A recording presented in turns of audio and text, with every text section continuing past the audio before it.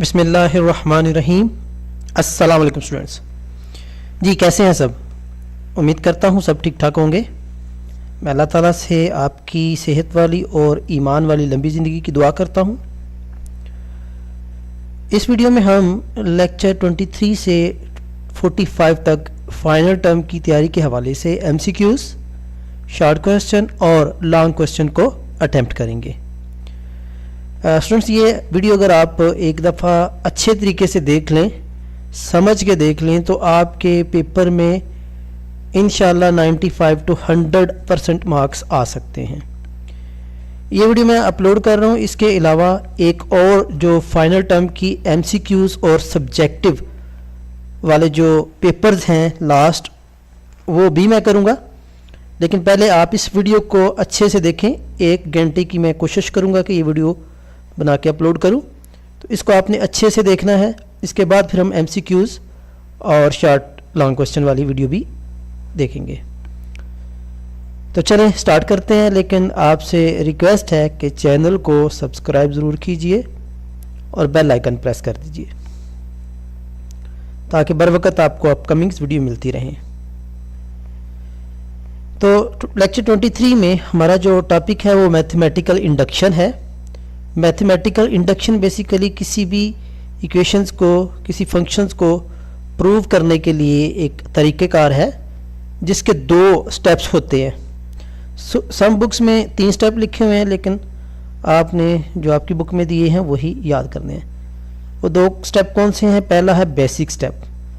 Basic step में हम n या x या जो भी आपको फंक्शन दिया गया हो किस वेरिएबल के साथ, उसमें हम 1 पुट कर देते हैं। ठीक है। दूसरा स्टेप है इंडक्टिव स्टेप में आपने क्या करना होता है? पहले k रखना होता है।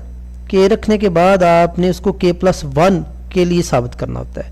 तो ये 2 बेसिक स्टेप हैं। ठीक है, तो ये याद रखना है आपने, पहला बेसिक और दूसरा इंडक्टिव स्टेप्स मैथमेटिकल इंडक्शन को सॉल्व करने के लिए। तो स्टूडेंट्स, जो मैं हाईलाइट कर रहा हूँ बस आपने वही करना है। ठीक है, उन्हीं में ही से आपका पेपर आएगा। तो चले देखते हैं, एक इससे रिलेटेड हम एग्जांपल कर लेते हैं, फिर आपको इस मेथड की भी समझ आ जाएगी। तो पहली एग्जांपल हमारे पास है प्रूव बाय मैथमेटिकल इंडक्शन। उसने बोला हुआ है कि मैथमेटिकल इंडक्शन से प्रूव करना। देखिए, एक फंक्शन दिया गया है। इसमें सबसे पहले हमने n की जगह 1 पुट किया। ये पॉलिनोमियल 1 के लिए ट्रू साबित हो गया। ठीक है, फिर दूसरा स्टेप होता है हमारा इंडक्टिव स्टेप। इसमें हमने क्या करना होता है? जिधर जिधर n है उधर k पुट कर देते हैं। तो यहाँ पर ये k पुट कर दिया, इसको इक्वेशन 1 कह देते हैं। अब इसको हमने क्या करना होता है? k+1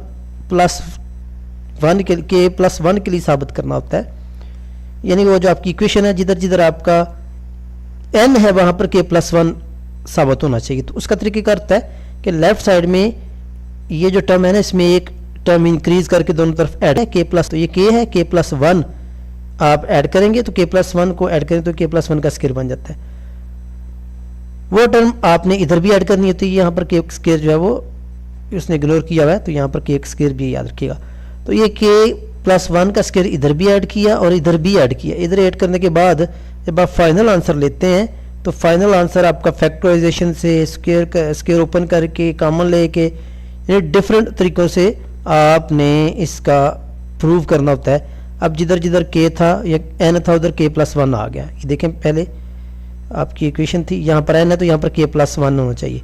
यहाँ पर n है तो यहाँ पर k+1 ऑलरेडी मौजूद है तो k+2 होना चाहिए। तो यहाँ पर 2k+2 यानी k+3 होना चाहिए, 2k+3 होना चाहिए। तो ये देखें 2k+2 + 3। ठीक है, तो ये हमने प्रूव कर दिया। ओके, इसी तरह जितने भी आपके सिंपल क्वेश्चन हैं वो सेम तरीके से सॉल्व होंगे। पहले 1 पुट करना है, फिर आपने k रखना है इंडक्टिव स्टेप में, और उसी को आपने k+1 के लिए प्रूव कर देना होता है। ठीक है, एक क्वेश्चन और कर लेते हैं। ये देखें, ये आपको दिया हुआ है जी, 2i n × 2n + 2। ठीक है, तो यहाँ पर ये समेशन को देख के डरना नहीं है, कोई इसमें बड़ी बात नहीं है। अच्छा, ये इसने यहाँ पर खुद कह दिया हुआ कि आपने n ग्रेटर देन 0 और इक्वल टू 0 के आपने साबित करना है। तो 0 के लिए भी साबित करेंगे। मोस्टली आपने 1 के लिए साबित करना होता है, लेकिन यहाँ पर हम इसको 0 के लिए भी फिर 1 के लिए भी प्रूफ करेंगे।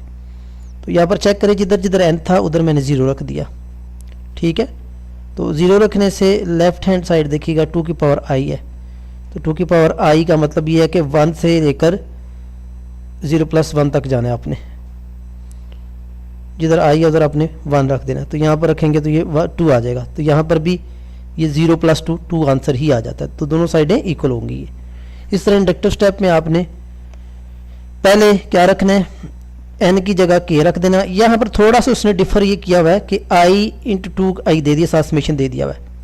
तो इसके लिए आपने घबराना नहीं है, ये सेम वही चीज़ है। अब इसको हमने k + 1 के लिए साबित करना है। ठीक है, तो उसके लिए n की जगह यहाँ पर i की जगह आप k कर देंगे। ठीक है, तो ये आपने फाइनली सॉल्व कर लेना है। ये भी आप हल कर लीजिएगा। इसमें SH कोई MCQ जो हैं वो बनने वाले नहीं है। जस्ट आपने इसके 2-4 जो एक्सरसाइज मैंने हाईलाइट की हुई हैं इनको एक दफ़ा कर लेना है। ठीक है, एक दफ़ा करेंगे 2-3 एक्सरसाइज तो आपके ये पक्का हो जाएंगे, आपका तरीक़ेकार आपको समझ आ जाएगी। चलें जी, ये जो एक्सरसाइज है, ये जो क्वेश्चन है, इसको मैं आपके लिए सॉल्व कर देता हूँ। कह रहा है prove by mathematical induction n greater than और इक्वल टू 1। यहाँ पर पहले बेसिक स्टेप में हमने इसको 1 के लिए साबित करना है। तो n = 1 लें। तो यहाँ पर हम पहले राइट हैंड साइड लेते हैं। यहाँ पर देखें 1 + 1 करेंगे तो 1 + 1 2 फैक्टोरियल बन जाता है ना। ये देखिए 2 फैक्टोरियल -1 2 फैक्टोरियल -1 2 का फैक्टोरियल 2 ही आ जाता है। तो -1 करेंगे तो 1 आ जाएगा। ओके, अब इस तरह लेफ्ट हैंड साइड में देखें i = 1 to n। ठीक है, इसका मतलब है कि i जो है ये n तक ही जाएगा। ये बेसिकली n ही है, इसको आपने n ही कंसिडर करना होता है। ओके, तो ये n × n का फैक्टोरियल तो ये भी 1 ही आ जाएगा। ओके, इसी तरह फिर आगे इंडक्टिव स्टेप में इसको पहले हमने k रख लिया, n की जगह आपने यानी क्या कर देना, k कर देना। तो ये यहाँ पर भी आप k रख सकते हैं, k × k का फैक्टोरियल, लेकिन उसने चूंकि ये समेशन फॉर्म में लिखा हुआ है तो ये यहाँ पर k किया हुआ है। अब इसी को हमने k + 1 के लिए साबित करना है। तो k + 1 के लिए साबित करने के लिए आपने, मैंने बोला था कि एक टर्म अजाफी करके वो टर्म आपने इधर ऐड करनी होती है दोनों साइड पे। तो ये देखिएगा, ये अब इसको हम लिख सकते हैं i = k + 1 i × i factorial. इसमें एक टर्म हम ये देखिए k + 1 + 1 -1 एक टर्म हम ऐड करने लगे। तो k से शुरू है, k + 1 का फैक्टोरियल आ जाएगा। ठीक है, यूजिंग 1 इसको हमने यूज़ किया है। ओके, इस k की जगह अब आपने क्या प्रूव करना होता है, k + 1 प्रूव करना होता है। ठीक है, तो k + 1 प्रूव करने के लिए हमने समेशन वाले जो क्वेश्चन होते हैं उसमें देखिए इसमें हमने क्या किया, k + 1 × k + 1 का फैक्टोरियल कर दिया। ओके, ये k × k + 1 था ना, तो इसका फैक्टोरियल ऐड करने के बाद ये आपका आंसर जो है सॉल्व करने के बाद k + 1 फैक्टोरियल -1 के इक्वल आ जाएगा, जो कि आपकी राइट हैंड साइड बराबर है ये वाला k + 1 फैक्टोरियल -1। इस तरह के सवालों में आप क्या करते हैं, एक साइड लेके दूसरी साइड के बराबर प्रूफ कर देते हैं। लेकिन जनरली आपने वही तरीक़ेकार यूज़ करना है कि k + 1 अगर ये समेशन फॉर्म ना हो तो k + 1 के लिए आपने लेफ्ट हैंड साइड में एक टर्म इजाफी ऐड करके दोनों साइड पे ऐड कर देनी है k + 1 के लिए। ठीक है, और उसके लिए आपने सॉल्व कर लेना है। नेक्स्ट है जी एक्सरसाइज है, इसको भी मैथमेटिकल इंडक्शन से आपने साबित करना है। ये आप खुद कीजिएगा। ठीक है, ये मैं हाईलाइट कर रहा हूँ, इसको आपने बस एक दफ़ा कर लेना है। अब ये जो है ना, ये डी मॉर्गन लॉ है, ये आपने याद रखना है। इसमें मैंने आपको बस इसलिए हाईलाइट करवाया कि ये डी मॉर्गन लॉ है। डी मॉर्गन लॉ में क्या है कि यहाँ पर सारी टर्म का कंप्लीमेंट होता है होल का, और इधर सिर्फ जैसे अगर आप a + b करते हैं होल का, या a यूनियन b करते हैं होल का कंप्लीमेंट होता है, = a का कंप्लीमेंट यूनियन बी का कम्प्लीमेंट होता है, ये इंटरसेक्शन बी का कम्प्लीमेंट होता है, अलग अलग होता है। इसमें भी वही है, आप फर्ज कर लें कि ये ए इंटरसेक्शन ए है, होल का कम्प्लीमेंट, या आपका क्या आएगा ए का कम्प्लीमेंट यूनियन ए का कम्प्लीमेंट। ओके, तो ये आपका डिमार्गन लॉ है, इसको आपने याद रखना है। जैसे यहाँ पर मैंने ए बोला था, उसने A1 A2 कर दिया हुआ है। ओके, तो सेम चीज़ ही है, तो इसको आपने याद रखना है। ये आगे इंडक्टिव स्टेप, बेसिक स्टेप आपने करने हैं। चलें जी, नेक्स्ट आपका लेक्चर नंबर 24 है। 24 लेक्चर में हम देख लेते हैं जी,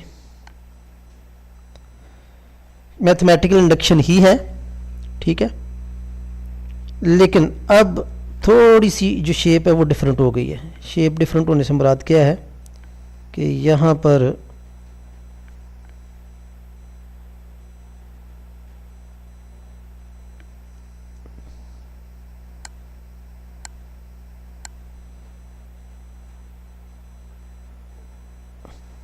जी डिविजिबिलिटी क्या होती है, पहले ये आप देख लीजिएगा। ये मैं आपको सिंपल सी एग्जांपल से आपको पहले समझा देता हूँ। फ़र्ज़ करें आपके पास एक नंबर n है जो कि 12 है। अब ये जो 12 है इसको हम 3 × 4 लिख सकते हैं, ठीक है। तो हम कह सकते हैं कि 3 डिवाइड्स 12, यानी 3 × 4 हमने लिखा, इसका मतलब है कि 3 जो है वो डिवाइड करता है 4 को, या इसको हम इस तरह भी लिख सकते हैं। ओके, तो इन अ शॉर्ट हम ये फिर कह सकते हैं कि d जो डिवाइज़र है ना आपका वो 3 है, और n जो नंबर है वो आपका 12 है। अब ये इससे हम ये कह सकते हैं कि d n is equal to D K, यानी 12 को हम क्या लिख सकते हैं, 4 × 3 लिख सकते हैं ना। तो 12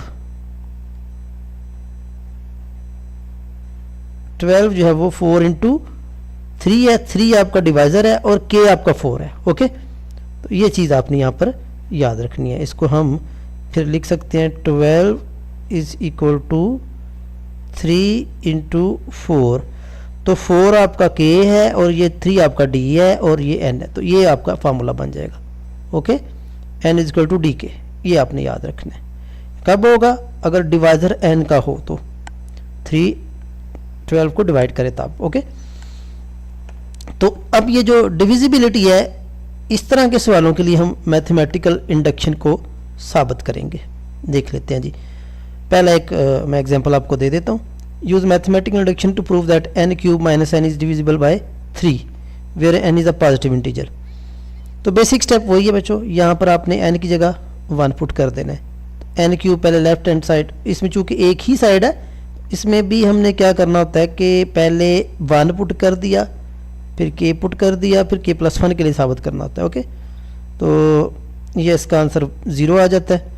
तो 0 जो है वो 3 को डिवाइड करता है, ठीक है, ये याद रखना है। 0 तो आपको पता हर एक को डिवाइड करता है। ओके, तो n जो है ये 1 पुट करने पे इसका मतलब ये ट्रू हो गया, जो आपकी डिविजिबिलिटी 3 थी, ये जो कंडीशन दी हुई है। अब इंडक्टिव स्टेप ले लेते हैं। इंडक्टिव स्टेप में आपने पहले k पुट कर देना है, तो ये आपका आएगा k² - k। ये इसको हम सपोज कर लेते हैं कि ये डिविजिबल बाय 3 है। अब इसी को k+1 के लिए प्रूव करना होता है, तो यहाँ पर हम इसको कह सकते हैं कि k³ - k is equal to 3q। 3q क्यों कर दिया, क्योंकि ये डिविजिबिलिटी की कंडीशन है, शर्त है। ये इसको हमने डिविजिबल बाय 3 का मतलब है कि जिस तरह ये 12 हमने लिया था, ये सपोज कर लेते हैं 12 है, ठीक है ना। तो 12 इज इक्वल टू क्या होना चाहिए, 3 × k होना चाहिए, लेकिन यहाँ पर उसने क्या कर दिया, q कर दिया। एक ही बात है, q यहाँ पर कांस्टेंट ही है कोई ना कोई। ओके, आप k भी रख सकते हैं, लेकिन क्योंकि ऑलरेडी k लिया हुआ इसलिए उसने डिफरेंशिएट करने के लिए q ले लिया। ओके, तो इसको हमने प्रूव करना है, यानी ये k+1, k की जगह k+1 आना चाहिए, ठीक है। तो ये भी डिवाइजिबल 3 होना चाहिए। तो चेक कर लेते हैं, k+1 का क्यूब माइनस k+1, तो इसको सॉल्व कर लेते हैं। इसका क्यूब ओपन किया, उसके बाद फैक्टराइज करने के बाद जो फाइनल आंसर आ जाता है ये है। तो देखें फाइनल आंसर में भी ये 3 का क्या हो रहा है, डिविजिबल नहीं आ रहा 3 का। तो यही चीज़ हमने साबित करनी थी। ओके, चलें जी नेक्स्ट देख लेते हैं। बाकी भी आपने 1-2 एग्जांपल्स और कर लेनी है, इसमें चूंकि ये इतना MCQs के हवाले से इम्पोर्टेंट नहीं है, इसलिए मैंने जो इम्पोर्टेंट एग्जांपल है वही आपको यहाँ पर करवाई हुई। तो नेक्स्ट देखें, prove the by mathematical induction any integer n greater than 1 x की n माइनस वाई की n is divisible by x minus Y. Same question है, उसमें डिविजिबल बाय 3 था, इसमें divisible by x minus Y आ गया। Okay, तो पहले again n is equal to 1 के लिए इसको सॉल्व करेंगे।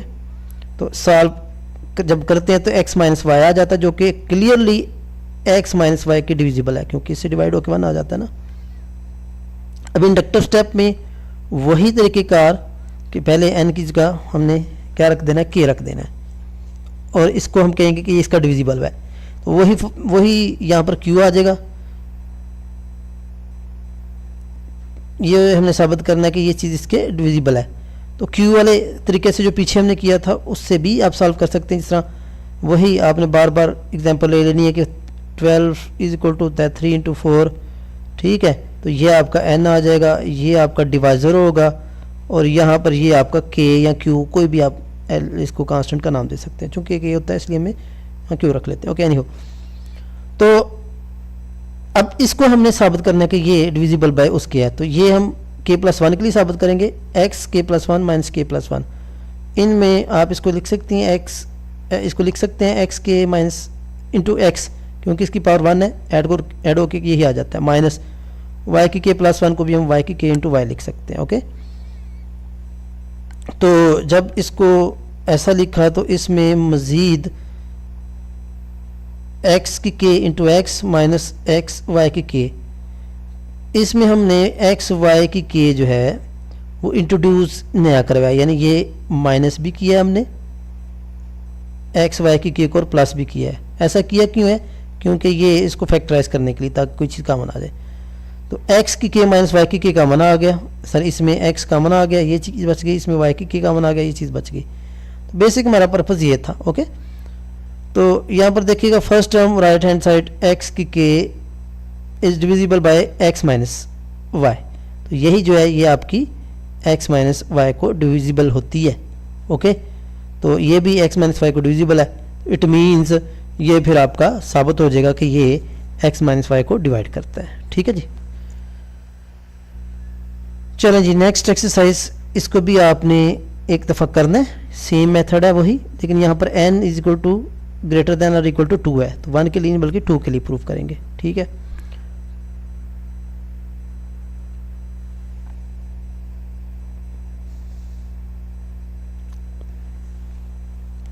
ये बच्चों एक क्वेश्चन, एक और एग्जांपल हम कर लेते हैं। A sequence d1 d2 d3 is defined by letting d1 is equal to 2 and dk is equal to this. ये इंपॉर्टेंट है, ये पेपर में आ सकता है। ठीक है,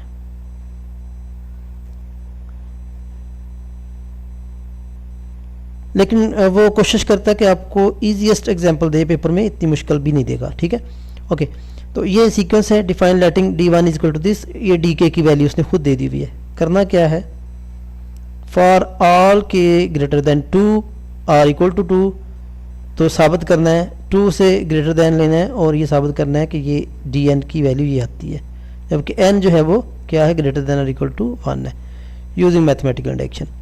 तो अगेन वही तरीक़ेकार कि आपने n की जगह 1 पुट कर देना है इस इक्वेशन में, जिधर जिधर n है उधर 1 पुट कर दिया तो ये 2 आ गया। ओके, दोनों के आंसर सेम आ जाते हैं।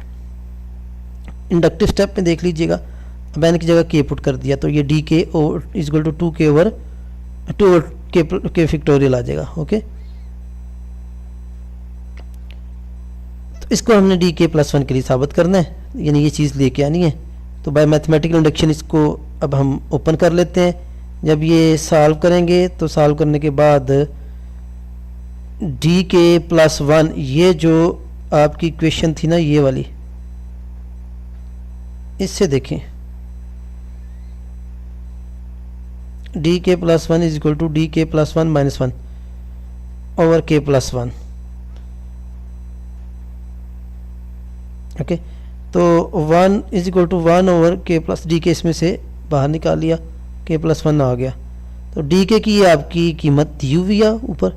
ठीक है, कहाँ पे दी हुई है, शुरू में दी हुई थी, ये वाली। ओके,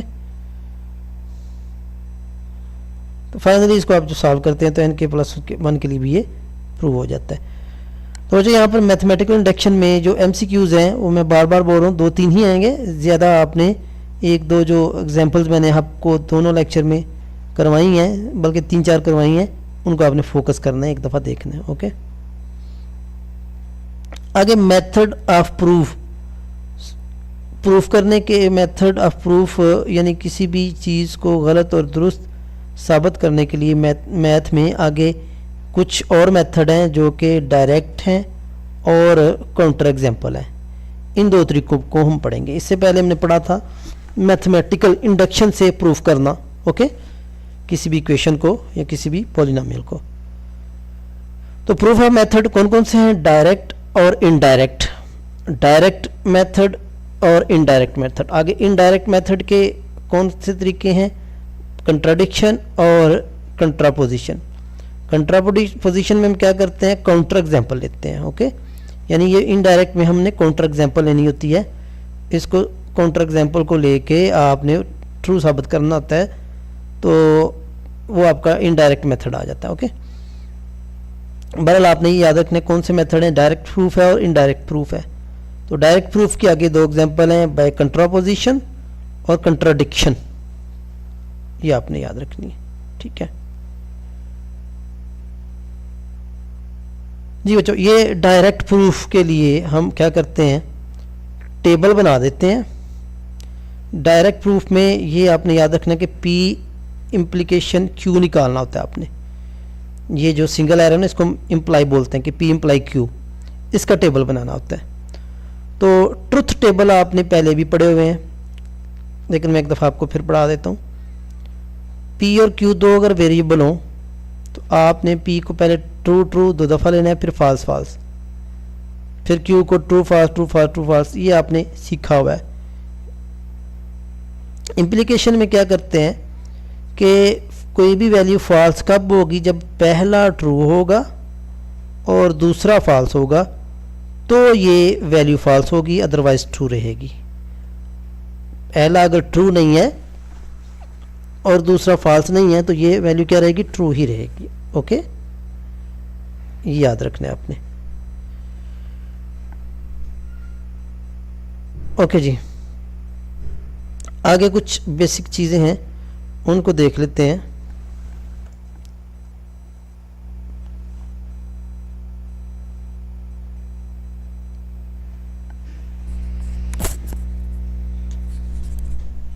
ओके जी बच्चों, आगे जी सम बेसिक्स चीज़ें हैं, उनको हम देख लेते हैं कि अगर तो कोई इंटीजर इवन हो तो उसको हम इस शक्ल में लिख सकते हैं, n=2 के।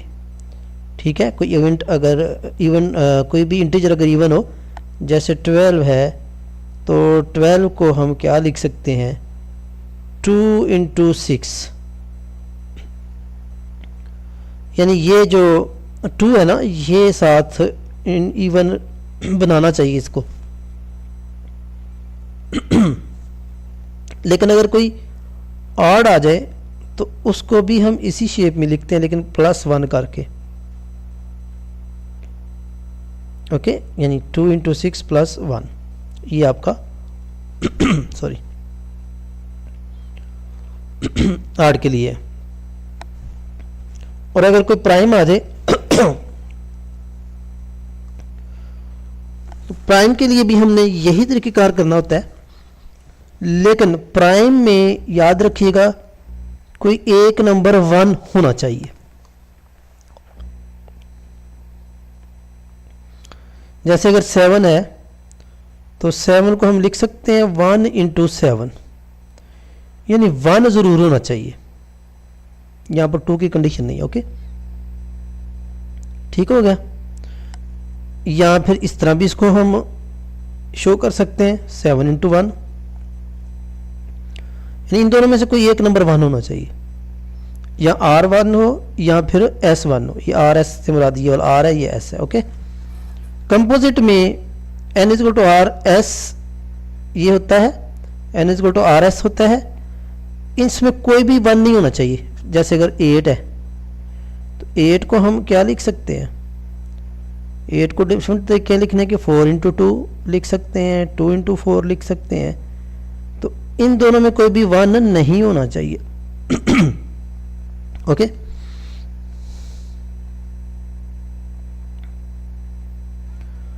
तो इसकी एक एग्जांपल देख लेते हैं। Prove that if n is an integer even integer then -1 की power n is equal to 1। अब ये जो प्रूफ करना है ये सॉरी मैथमेटिकल इंडक्शन से नहीं करना, बल्कि हमने डायरेक्ट प्रूफ या इनडायरेक्ट प्रूफ से इसको साबित करना है। ओके, तो इसको हमने इवन प्रूव करना है, क्योंकि उसने खुद बोल दिया कि इवन इंटीजर ये है। इसका मतलब है n की जगह 2k होना चाहिए। अभी हमने पढ़ा है कि इवन में n की जगह क्या होना चाहिए, 2k। 2k रख के देख लेते हैं, 2k रख के देखें जी, 2k रखा तो इसको हम लिख सकते हैं 1 की पावर 2k। तो -1 की पावर 2 हो तो 1 ही आ जाता है, तो 1 की k कुछ भी हो 1 की पावर 1 होता है। तो यही हमने साबित करना था। ओके, तो इसी तरह डायरेक्ट आप वो वैल्यू रख के, कोई भी एग्जांपल आप ले लें, वो वैल्यू रख के आपने इवन या ऑड साबित करना होता है। नेक्स्ट क्वेश्चन है, prove that if sum of any two integer is even then so there is difference. कह रहा है कि अगर दो नंबर का सम इवन है उनका डिफरेंस भी इवन होगा। तो दो नंबर हम ले लेते हैं, एक्स वाई कर लें, एम प्लस एन कर लें, यहाँ पर एम एन लिया हुआ है, इंटीजर लिए हुए हैं ना, तो ये इवन है, इसने खुद बोल दिया है। तो अब हम ये साबित करेंगे कि इनका डिफरेंस भी इवन होगा। तो उसके लिए देखिएगा m is equal to 2k minus N. तो अगर m माइनस एन लें तो उसका आंसर भी यही आना चाहिए। ओके, लेके देख लेते हैं, m माइनस एन, एम की जगह ये वैल्यूज पुट कर दे, माइनस एन आ जाएगा एज इट एज। तो 2k माइनस 2n, 2 कॉमन आ गया k माइनस एन, तो जो कि आपके इवन नंबर की कंडीशन को फुलफिल कर रहा है। तो ये 2 आ गया और ये आप कह सकते हैं n नहीं है r है। ओके, तो ये 2r हमने शुरू में आपने देखा था कि 2 आना चाहिए, तो ये हमारी प्रूव हो जाती है। इसको आप खुद कीजिएगा कि इसमें क्या बोल रहा है, r अगर लेस हो s से तो साबित करना है कि s और r के दरमियानी का रैशनल नंबर x होगा। ठीक है, इसको आप कर लेंगे, मुश्किल नहीं है, आप इसको देख लीजिएगा। कह रहा है prove that for all integer a b and c if a divide करे b को, b डिवाइड करे c को और a डिवाइड करता है c को। ये सिंपल सा आपका एक लॉ है। मैं अगर आपको सिंपल सा बताऊं, हमें ये पता है कि 1 अगर छोटा हो 2 से, 2 छोटा हो 3 से, ऑब्वियसली ये 1 3 से भी छोटा होगा। ठीक है, इससे हम ये रिजल्ट निकाल लेते हैं कि 1 भी फिर छोटा होगा 3 से। इसी तरह अगर 1 डिवाइड करता है 2 को, 2 डिवाइड करता है 3 को, तो 1 3 को भी डिवाइड करेगा। ये वही कंडीशन है। ओके, इसको अब आगे अप कर लीजिएगा। ये है जी prove that statement there is an integer n greater than 5 such that 2n minus 1 is a prime। ये इसको हमने प्राइम करना है, जबकि n को ग्रेटर देन 5 रखना है हमने। ठीक है, तो कह रहा है 2n is a prime, इसको हमने साबित करना है। पहले इसको हम 1 के लिए चेक करते हैं कि ये प्राइम है कि नहीं। ठीक है, तो 2n minus 1 को चेक करने के लिए देखिएगा n is equal to 7, यहाँ पर 7 रख के देखते हैं। 7 रखा तो 128 माइनस 1 127, जो कि प्राइम है। यही हमने सिंपली साबित कर देना था। ओके, कि ग्रेटर देन अगर आप 5 लेते हैं तो इसको प्राइम साबित करना था, तो वो हमने 7 लेके इसको प्राइम साबित कर दिया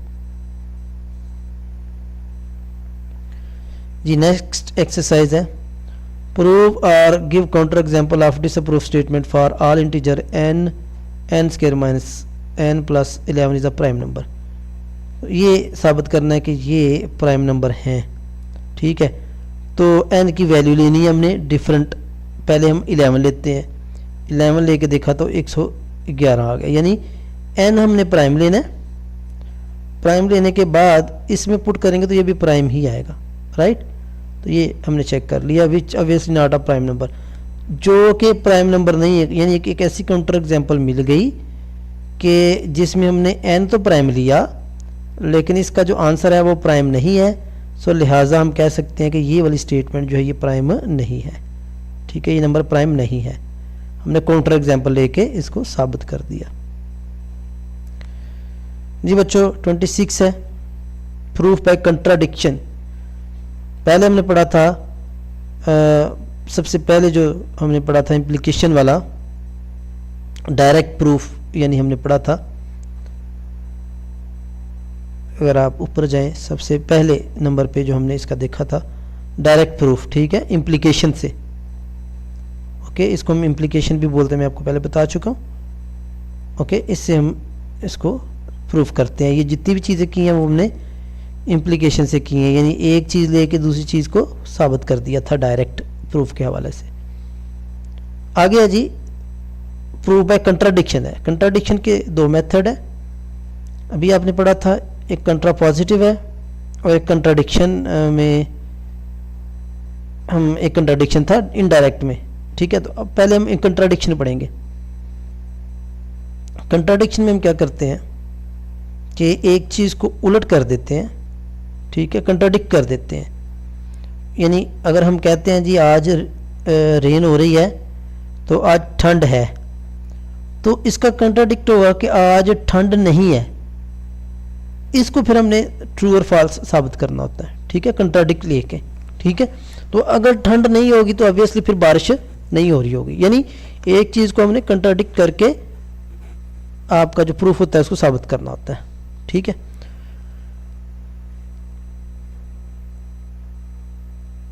यानी क्या बोल रहा है, a proof contradiction is based on fact is true और फॉल्स बट नॉट बोथ। यानी यहाँ तो वो ट्रू होगा या फॉल्स होगा, ओके, दोनों नहीं होते।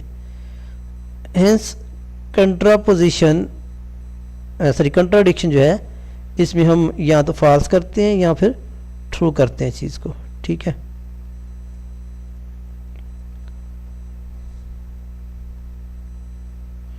अच्छा, इस मेथड को हम रिडक्शो एंड अब्सर्डम भी कहते हैं, ओके।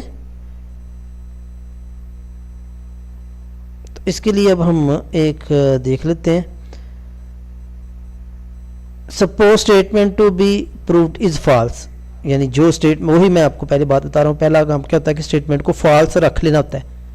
जैसे मैं आपको कह रहा हूँ कि Ali is a intelligent boy, तो अब ये एक पॉजिटिव स्टेटमेंट है, इसका उल्ट हम ले लेते हैं कि Ali is not intelligent boy.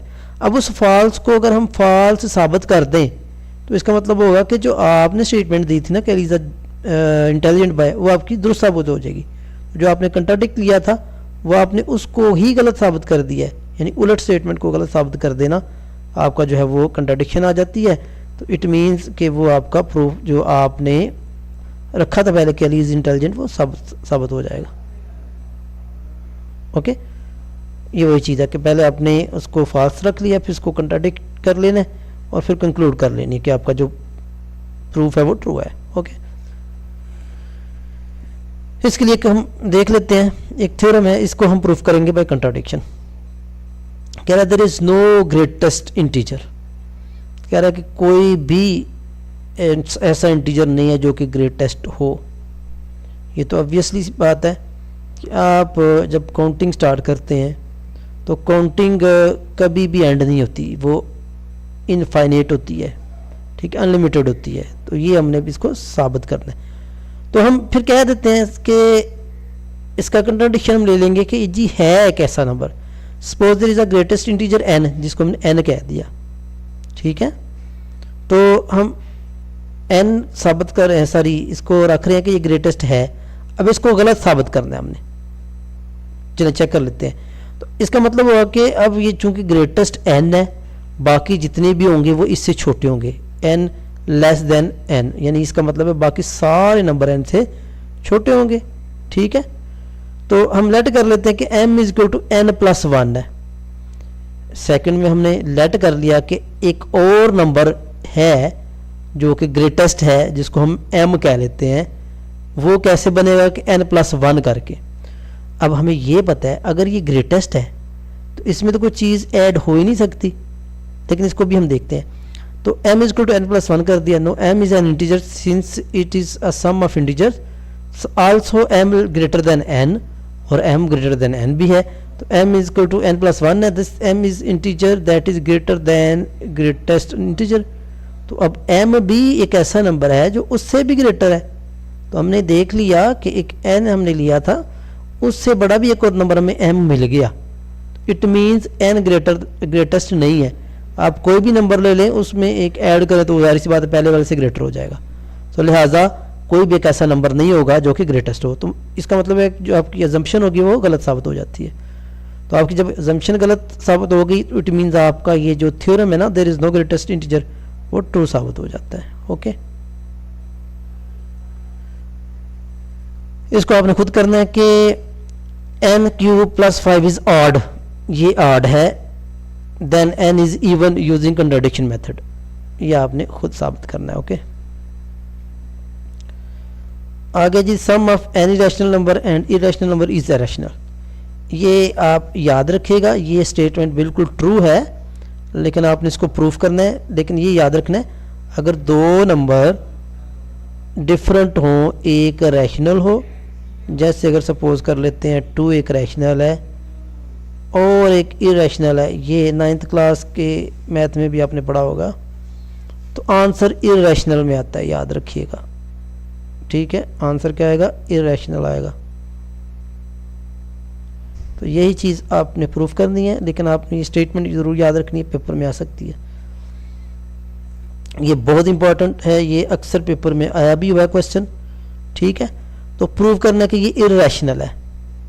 तो इसको इरेशनल प्रूव करने के लिए इसका कंट्राडिक्शन लेंगे कि ये रैशनल है। ठीक है, रैशनल का मतलब है कि m और n की शेप में लिखा जा सकता है। अब अगर हम स्क्वायरिंग कर लें इसका दोनों साइड पे, तो ये 2 = m² और n² बन जाएगा। तो m की वैल्यू निकालें तो 2n² बन जाएगा। ठीक है, अब हमें ये पता है कि अगर 2 हो जाए तो इसका मतलब ये इवन है, by definition of even number, ये हमने पढ़ा हुआ है। Okay, m is even, hence m is equal to 2k। इसका मतलब है कि अगर m² इज इवन है तो m भी फिर इवन होगा। तो m को हम क्या लिख सकते हैं? 2k लिख सकते हैं। ठीक है ना, m को हम क्या लिख सकते हैं? 2k। ये हमने इवन की कंडीशन पढ़ी हुई थी। ठीक है, ये तो अब दोनों को हम क्या करते हैं? सब्स्टिट्यूट कर देते हैं वैल्यूज़। यहाँ इसकी वैल्यूज़ हम रखेंगे 2k²। तो जब सॉल्व करते हैं तो n² = 2k² बन जाता है, यानी फाइनल आंसर जो आपका आएगा। इसका मतलब ये होगा कि n² भी इवन है। ये भी देखें, n² भी आपका इवन आ गया। So n is even, but we also know that m is even, hence both m and have the common factor of 2। अगर m ऊपर 4 है और ये भी आपका 4 आ जाता है, सपोज कर लेते हैं, तो दोनों का जो कॉमन फैक्टर है वो 2 आएगा। ठीक है, कॉमन फैक्टर क्या आ जाएगा? 2 आएगा। तो जो कॉमन फैक्टर 2 है, but this contradict the supposition that m and n have no common factors, hence our supposition is false, so the theorem is true। Okay, तो इतना ही है, ये इजाफी किया हुआ है, ये नहीं करना। ओके, यहाँ तक है, ये नहीं करना आपने। तो यही याद रखिएगा, जो आपके रैशनल नंबर होते हैं उसमें आपका कॉमन फैक्टर सेम नहीं आना चाहिए। दोनों ऊपर वाले का और नीचे वाले का कॉमन फैक्टर सेम नहीं आना चाहिए, याद रखना आपने। ठीक है, ये बात भी याद रखनी चाहिए आपको कि जो रैशनल नंबर होंगे उनका कॉमन फैक्टर सेम नहीं आता। अगर कॉमन फैक्टर सेम आ गया, इसका मतलब है कि जो आपने रखा हुआ था ना रैशनल, वो गलत साबित हो गया। तो इट मीन्स ये फिर आपका रैशनल नहीं है, इरेशनल है। यही हमने साबित करना था। आगे ये भी इसी तरह, इसको भी आप साबित कर सकते हैं सेम वे से। अच्छा, कह रहा है कि अगर कोई प्राइम नंबर p हो, वो डिवाइड a करे, तो वो प्राइम नंबर a + 1 को डिवाइड नहीं करता। ये सिंपल सा एक कुलिया है, याद रखिएगा। अब 7 जो है ना, ये 7 सपोज डिवाइड करता है 1 को, 1 को तो डिवाइड करेगा। क्या अब ये 7 इसमें ऐड कर लें 1, यानी ये आपका ए है ना, क्या ये 2 को डिवाइड करेगा? नहीं करेगा, कोई भी प्राइम नंबर, ठीक है। जब आप उसमें एक 1 कर लें तो वो उसको डिवाइड नहीं करता। तो इसका प्रूफ देख लीजिएगा, लेकिन ये पेपर में स्टेटमेंट ज़रूर याद रखनी है कि इस तरह पूछा जा सकता है। आगे नेक्स्ट थ्योरम है, the set of prime numbers is infinite, यानी प्राइम नंबर जो हैं वो इन्फिनिट होते हैं, ये याद रखना है। ये भी आपका एमसीक्यूज में पूछा जा सकता है।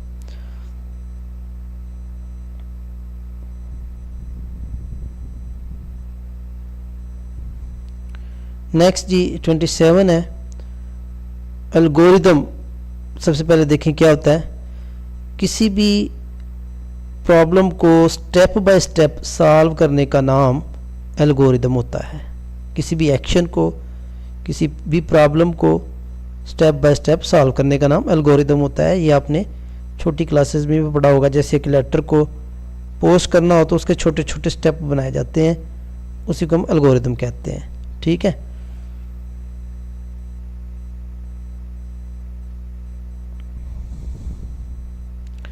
चलें जी, आगे हम डिफरेंट प्रोसेस के एल्गोरिदम पढ़ेंगे। जैसे डिवीजन को कैसे परफॉर्म किया जाता है उसका एल्गोरिदम पढ़ेंगे। तो n is equal to d q plus r, ये सबसे पहले याद रखिएगा, ये डिवीजन का एल्गोरिदम है या फार्मूला है सिंपल।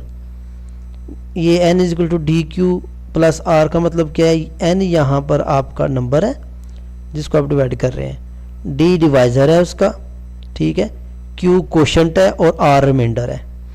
मैं अगर आपको सिंपल सी यहाँ पर एक एग्जांपल दूँ तो आपको समझ आ जाएगी। 12 जो है ना, 12 को आपने अर्लियर क्लासेस में सीखा हुआ है डिवाइड करना। अगर हम 5 से सपोज डिवाइड करते हैं तो 5 2s are 10, क्या बच गया? 2 बच गया। तो ये यहाँ पर आपका r है, ये यहाँ पर आपका कोशेंट q है, ये यहाँ पर आपका डिवाइज़र है, ठीक है ना, और ये आपका n है जिस नंबर को आप डिवाइड कर रहे हैं। तो n देखिएगा हम कैसे गेट कर सकते हैं। n को हम इस तरह लिख सकते हैं, ये जो आपका डिवाइज़र है ना 5 इंटू 2, जो आपका कोशेंट है, ये देखिए कोशेंट, रिमाइंडर कितना था 2 प्लस 2 करके इस तरह इसको हम डिनोट कर सकते हैं। तो यही चीज़ आएगी आपकी, ओके। तो ये लिखने का मेथड है, ये बस इसमें अपने याद रखना है।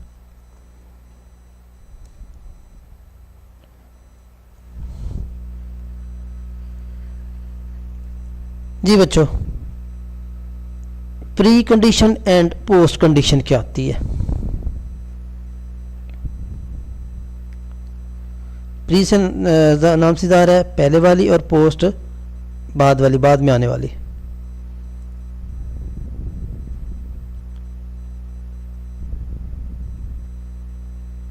अच्छा, प्री कंडीशन में आपके इनपुट वेरिएबल्स होते हैं एम एन, जो कि नॉन नेगेटिव होते हैं। और जैसे सपोज करें कि हमने दो नंबर को मल्टीप्लाई करना है, तो एम और एन जो आपके इनपुट दे रहे हैं ये आपके प्री कंडीशंस में आएंगे। अब उसका जो आउटपुट आएगा ना मल्टीप्लाई करने वाला एम डॉट एन, ये आपका पोस्ट कंडीशन में आ जाएगा, ठीक है। तो इसको बस इतना याद रखना, आगे करने की ज़रूरत नहीं है। आगे लूप देखिएगा, लूप की डेफिनेशन क्या है?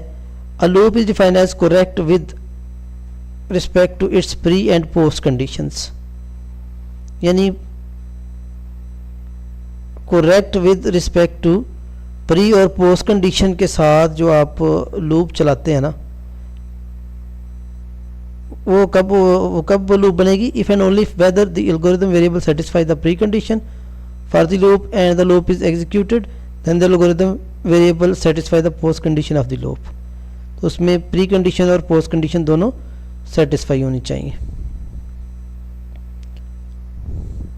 आगे जी, वाइल लूप जो है ये कैसे चलाएंगे हम? While loop I n card loop invariant, ये बस आपने याद रखने वाली बातें एमसीक्यू से रिलेटेड है। आई एन हमको हम लूप वेरिएंट का नाम देंगे, ठीक है। अब इसमें आई ज़ीरो जो होता है वो आपकी बेसिक प्रॉपर्टी बन जाती है जब आप एन की जगह ज़ीरो रखेंगे, और अगर के रखेंगे तो आपकी वो के और के प्लस रखेंगे तो आपकी इंडक्टिव प्रॉपर्टी भी हमने पढ़ी हुई है, ठीक है। Eventually falsity of God after finite number of iteration of the loop the God become false। तो अब अगर आप इस पे लूप चला रहे हैं तो लूप के बाद वो अगर आपका सेटिस्फाइड नहीं होता या फेल हो जाता है तो उसको हम बोलते हैं कि गॉड आपका जो बिकम फॉल्स हो गया, ठीक है। Correctness of post condition, if the n is the least number of the iteration, n जो है वो नंबर है आइट्रेशन के, किसी भी क्वेश्चन को सॉल्व करते हुए आप जितनी भी आइट्रेशन करते हैं तो जिसके बाद आपका गॉड या जो आपका स्टेटमेंट होता है वो फॉल्स साबित हो जाए तो and I n is true, और जबकि आपकी जो आई एन है वो ट्रू हो, then the value of the algorithm variable will be as specified in the post condition of the loop. तो उसको हम पोस्ट कंडीशन में चेक करते हैं, ठीक है। तो इसमें आगे और कुछ नहीं करने वाला। आगे बच्चों डिवीजन एल्गोरिथम हम कर रहे हैं, तो डिवीजन एल्गोरिथम के बाद हम इसकी मज़ीद एक और टाइप यूक्लिडियन एल्गोरिथम को भी देखते हैं जी। अच्छा, ये चीज़ें ऐसे इतनी इंपॉर्टेंट नहीं है, वैसे बेसिकली ये डिवीजन एल्गोरिथम है। ये अभी हमने पढ़ा था डिवीजन एल्गोरिथम कि आर इज इक्वल टू होता है r minus t, q is equal to होता है क्यू प्लस वन। ये वाइल लूप के लिए है, इसको अब छोड़ दें, बस ये देखिएगा। ये अभी मैंने आपको बताया था जीसीडी निकालना, यूक्लिडियन एल्गोरिथम से आपने जीसीडी निकालना है, तो ये आपने अर्ली क्लासेस में सीखा हुआ है। यानी 330 और 156 का निकालना है तो इसको अंदर रख के डिवाइड करेंगे, 18 आ गया, फिर 18 को अंदर रखेंगे, ठीक है, 18 को अंदर रखेंगे, 12 पे डिवाइड करेंगे तो ये 6 आ गया। सॉरी, इसी तरह 18 को अंदर रख के फिर उसके बाद 156 को अंदर रखेंगे, ये आ जाता है, 12 आ गया। अब 12 को बाहर रखते हैं, 18 को अंदर रखते हैं, यानी ये स्टेप बाय स्टेप आपने इसके प्रोसेस करने हैं। तो फाइनल जो आपका आ जाता है वो 6 आपका क्या आ जाता है, जीसीडी आ जाता है, ठीक है। तो ये आगे इसका एल्गोरिथम नीचे भी दिया हुआ है।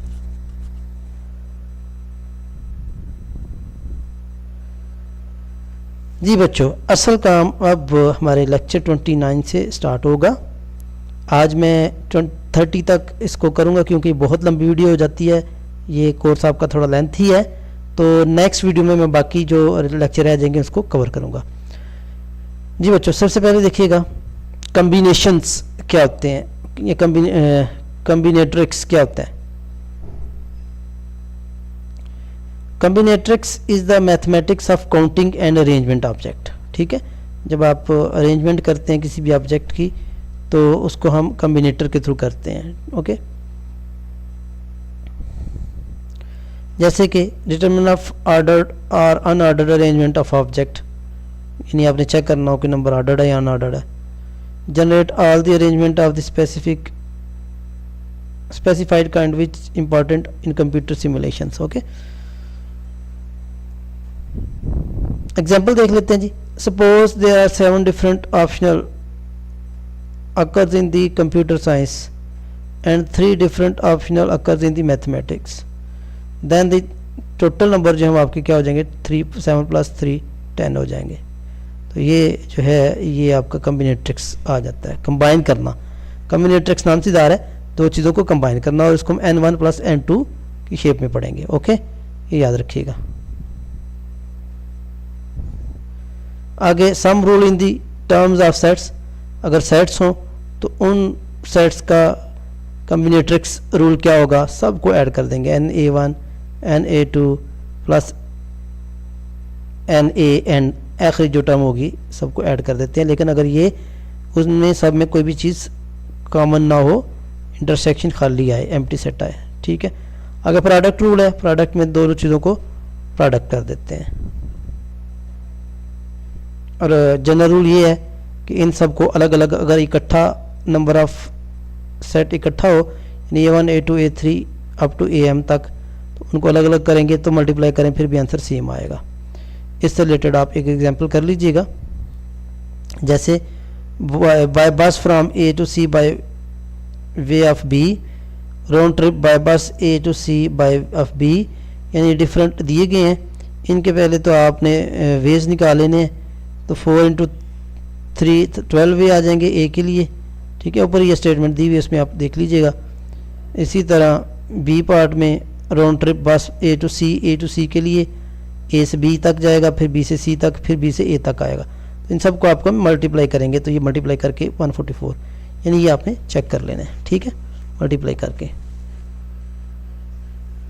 एक और हम देख लेते हैं। Suppose that an automobile license plate has 3 letter followed by 3 digit, यानी उसके 3 लेटर हैं 3 डिजिट के साथ। How many different license plate are possible, कह रहा है कितनी प्लेटें बन सकती हैं उन डिजिट के साथ।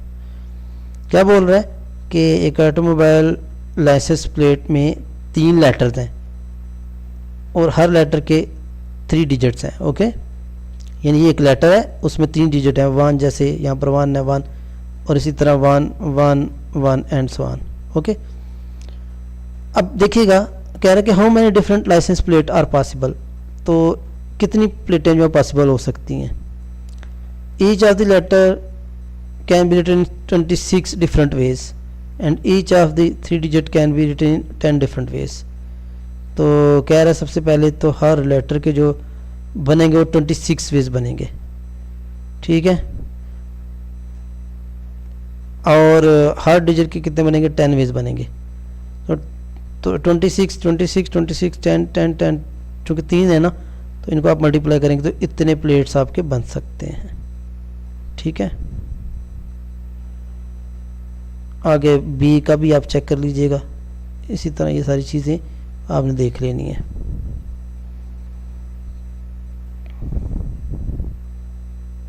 अच्छा बच्चों, ये आपके जो लेक्चर्स हैं ये एमसीक्यूज़ के हवाले से इम्पोर्टेंट ऐसे इतने नहीं हैं, लेकिन जो इम्पोर्टेंट चीज़ें थी, अहम चीज़ें थी, वो मैंने आपको बता दी हैं। लेकिन एक लेक्चर 30 और मैं करूँगा, इसके बाद फिर अगली वीडियो में हम बाकी चीज़ों को देखेंगे। परमुटेशन है बेटा, परमुटेशन में सबसे पहले हम फैक्टोरियल देखते हैं। 0 को फैक्टोरियल 1 होता है, फैक्टोरियल निकालने का फार्मूला आप देख लीजिए, ये आपको पेपर में पूछ सकता है। n फैक्टोरियल होता है n into n minus 1 n minus 2 and so on, यानी एक एक माइनस करते जाएंगे, ओके। तो 0 का फैक्टोरियल 1 आएगा और n का फैक्टोरियल ये आपका n into n minus factorial, ये आपका फार्मूला है, ओके। अब 7 का फैक्टोरियल कैसे निकालेंगे, 7 into 6 into 5 factorial over 5 factorial, तो ये कट जाता है, 7 को 6 से मल्टीप्लाई करें 42 आ जाएगा। इसी तरह ये n माइनस 1 फैक्टोरियल है, इसको हम नीचे वाले को क्या लिख सकते हैं, n प्लस 1, n एक को माइनस करते जाते हैं ना, n माइनस 1, तो ये कट जाता है, फाइनल आंसर ये आ जाता है। ये पेपर में आ सकता है आपका, okay.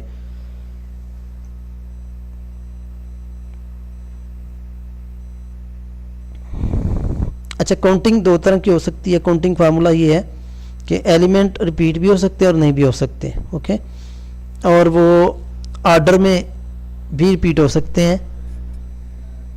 The order of element may और may not matter, order matter भी कर सकता है और मैटर नहीं भी कर सकता, रिपीट भी हो सकते हैं और रिपीट नहीं भी हो सकते। तो ये देखिएगा, repetition allowed, repetition not allowed, order matter, order does not matter. तो यानी एक कम्बिनेशन ही बनेगा, रिपीट हो और आर्डर मैटर करे तो के सैंपल बनेंगे, रिपीट हो आर्डर मैटर ना करे के सैंपल बनेंगे, रिपीट ना हो और आर्डर मैटर करे तो केस परमुटेशन होगी, ठीक है, यानी तब परमुटेशन निकालते हैं हम, ठीक है। नॉट रिपीट हो और आर्डर भी ना हो तब भी आपके कम्बिनेशन निकालते हैं, यानी जब आपका आर्डर मैटर करे लेकिन रिपीटिशन ना हो तो परमुटेशन होगी, ओके। परमुटेशन कब होगी, जब आर्डर मैटर करे, पहली बात यह है कि आर्डर मैटर करना चाहिए, तब आपका परमुटेशन होगा, ठीक है। जब मैटर नहीं करेगी तब आपका कम्बिनेशन होगा, कम्बिनेशन निकालना होता है हमने, ओके। तो ये चीज़ आपने याद रखनी है।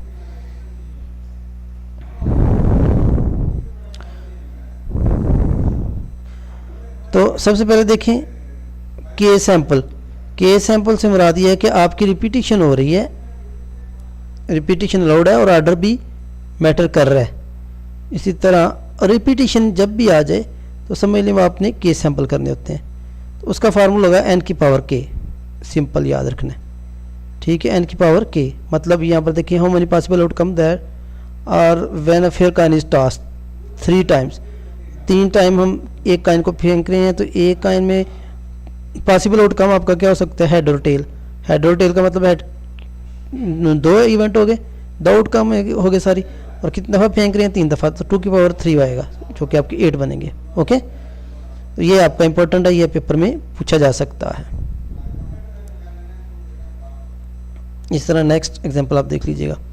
आगे देखिएगा, a number is even if it's right more, अच्छा ये इसका सोल्यूशन है ऊपर वाले की। ओके, आगे इसमें डिफरेंट तरीकों से आपसे क्वेश्चन वो कर सकता है, आगे ये किए हुए हैं, इनको आपने चेक करना है।